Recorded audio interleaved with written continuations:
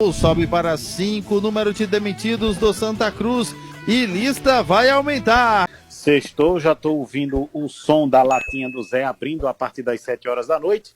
E enquanto isso, os jogadores do Santa arrumando, viajando para Arapiraca. Daqui a pouco a delegação chega. Começaram a viagem hoje à tarde, com destino ao interior das Alagoas, porque amanhã no Quaraci da Mata Fonseca tem Santa Cruz e Asa de Arapiraca, Asa e Santa Cruz, preparativos do Santa para a Série D do Campeonato Brasileiro. Tricolor do Arruda, que pretende na próxima semana, no próximo dia 5, que é o sábado de amanhã, 8 dias, realizar mais um amistoso. Mas por enquanto o adversário não está definido.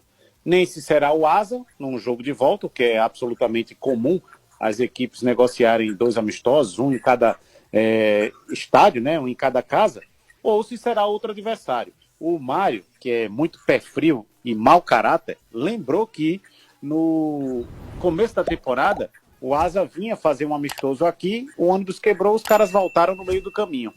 E aí, não sei se há o receio dessa viagem do time do Asa para cá, ou se há uma dificuldade, né, de logística para que o Asa volte a jogar com o Santa Cruz na semana que vem. Então, isso não está definido, mas o Santa realmente quer fazer essa movimentação, porque na semana que vem, no sábado, dia 5, ficará faltando apenas uma semana para a estreia na Série D do Campeonato Brasileiro contra o 13 de Campina Grande. Esse jogo está pré-marcado pela CBF no dia 13, mas a tabela básica da CBF pode mudar, né? Então, vamos aguardar a confirmação dessa data, se será ou não 13 de abril, a estreia do Santa Cruz fora de casa. Então o torcedor coral está nessa expectativa. E tem outro detalhe, viu, Maílson? Eu vou até me antecipar aqui, porque esse jogo dia 13, em Campina Grande, normalmente sempre tem um imbróglio com o Ministério Público da Paraíba, que proíbe a torcida do Santa de frequentar os estádios por lá.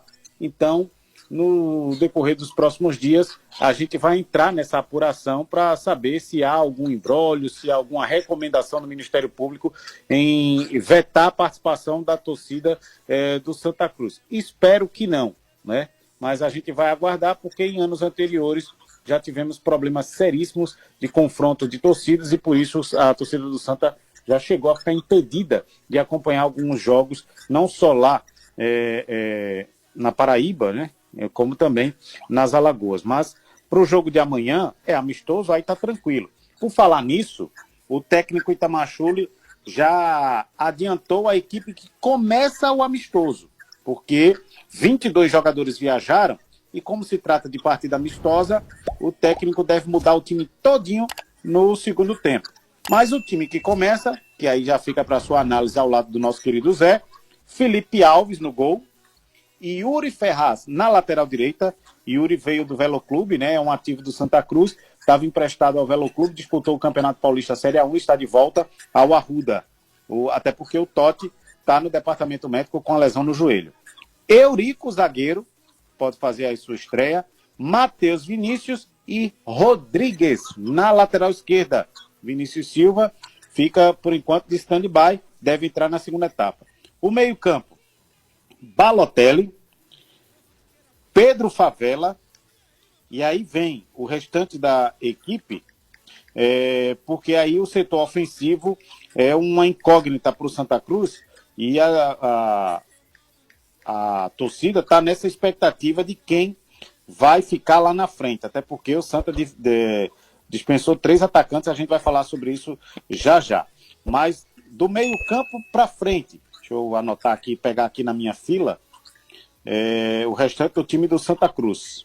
Ah, tá aqui. Achei. É tanta anotação, viu, amigo, que eu tinha perdido aqui o time do Santa, mas eu já tenho aqui o restante da equipe que entra em campo amanhã. Balotelli, Pedro Favela, os 2 volantes, João Pedro, o meia, e lá na frente, Tiaguinho, Thiago Galhardo e Israel.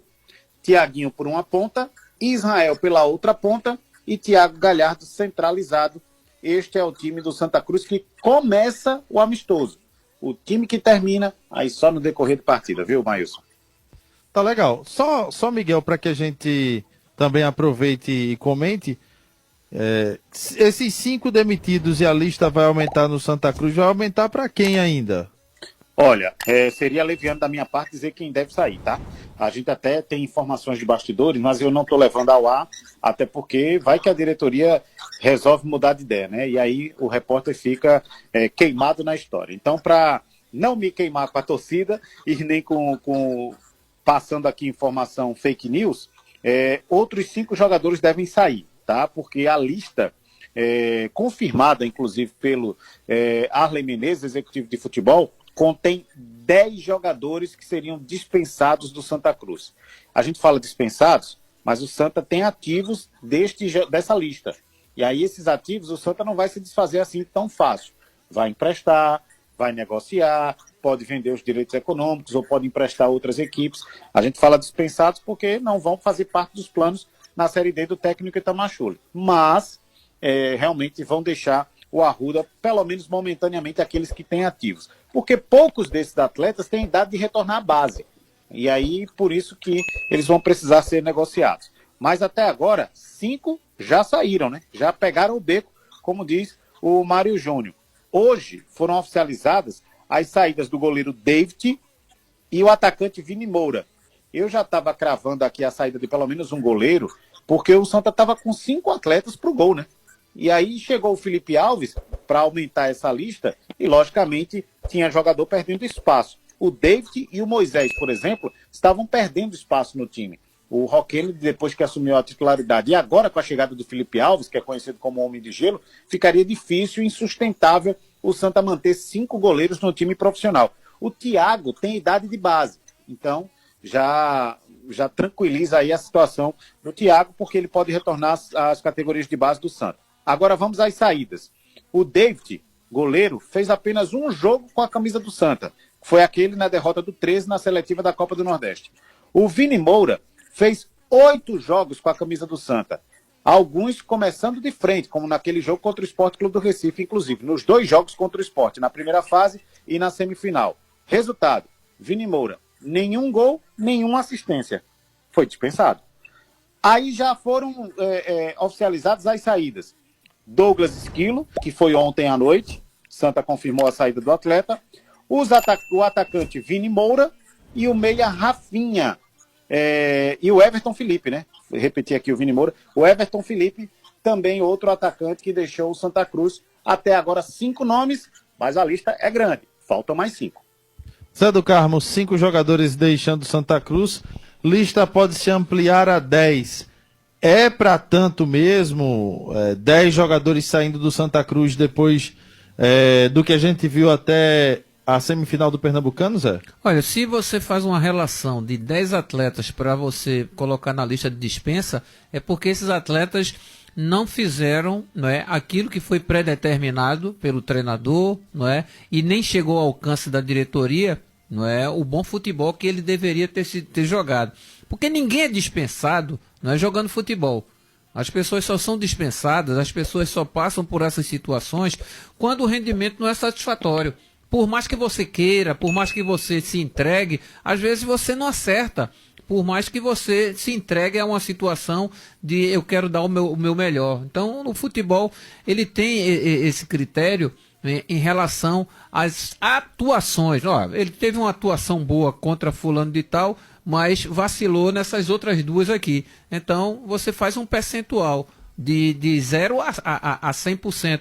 O quanto ele rendeu. Ah, rendeu 30%, ah, rendeu 40%. E aí, na hora da decisão, aí é onde pesa. É por isso que, às vezes, o atleta é dispensado. Às vezes, o cara é dispensado sem nem ter entrado como titular. O Rafinha foi titular em algum jogo, vocês lembram?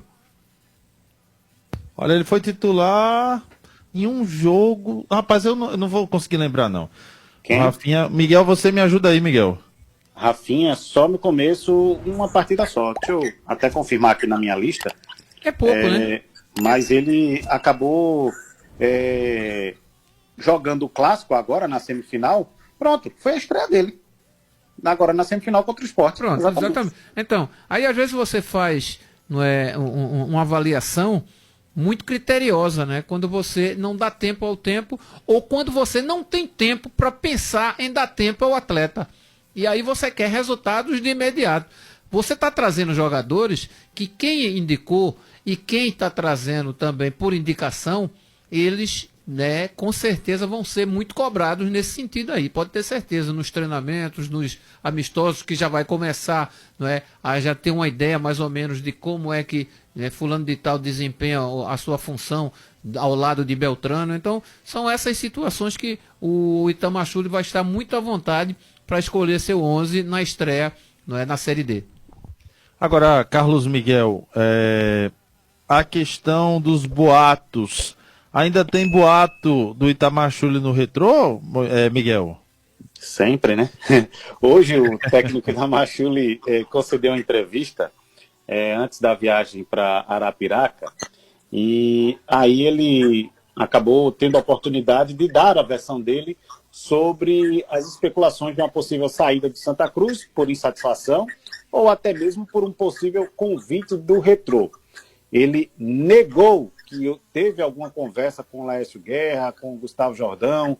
Laércio é o presidente do Retrô, Gustavo Jordão é o executivo de futebol da Fênix de Camaragibe, e ele disse que, abre aspas, são coisas infundadas. Ele disse também que viu que todo mundo estava falando, que ele poderia ir para o Retrô, e ele disse, acho até que já chegou um treinador para o Retrô, eu estou sem informações. Mas o detalhe é o seguinte, por que esses boatos eles foram alimentados? Pelo próprio Itamar Schulli.